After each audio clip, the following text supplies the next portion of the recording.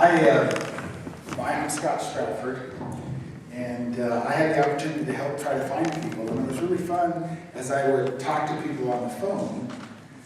Even though we hadn't talked in 30 plus years, there was still that feeling of brotherhood and fellowship, and it was just like I saw it maybe a week ago.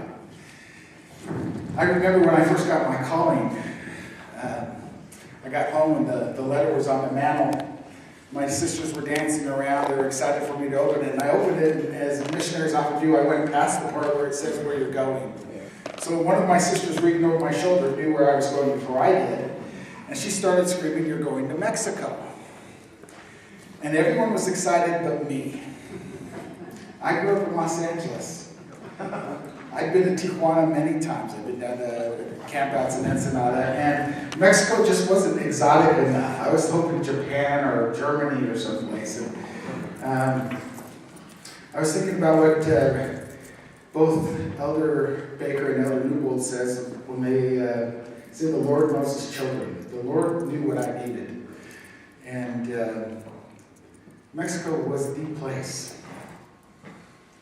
And I didn't know that until after I got down there and started working. And I had an experience very similar to what Elder Newbold had. I was in Ciudad Acuña, and it was lunchtime, and yet I felt like we should ride our bikes up over this hill, Elder Padilla and myself. And we rode up over the hill, and the road went down and went up over another hill. And he said, "Come on, let's go to lunch." And I said, "No, we got to go over the next hill." We went over the next hill, and down at the bottom, all by itself, was a body shop with a house off to the side, a cinder block house. We went down there and knocked on the door and opened up, and the whole family was sitting around this big living room dressed in white shirts.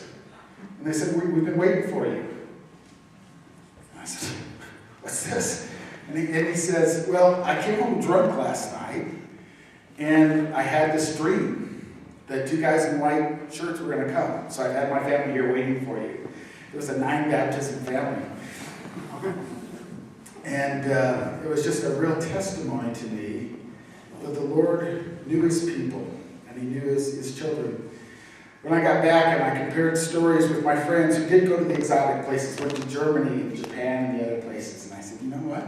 They missed out. Mexico was the place. I got to see the conversion process over and over and over. And it was just such a wonderful growing experience to see people's lives change. My companions were a big part of that. Everybody that, whether I shared an apartment with them or whether they were a companion, I learned from each of them.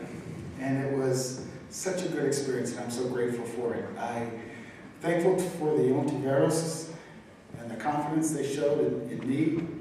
And trust, I remember being a zone leader and calling up President Ontiveros one night. I don't even remember what the problem was. And I said, "President, what should I do?" He said, "You tell me." He said, "You're the zone leader. I put you there because I trust you. You figure it out."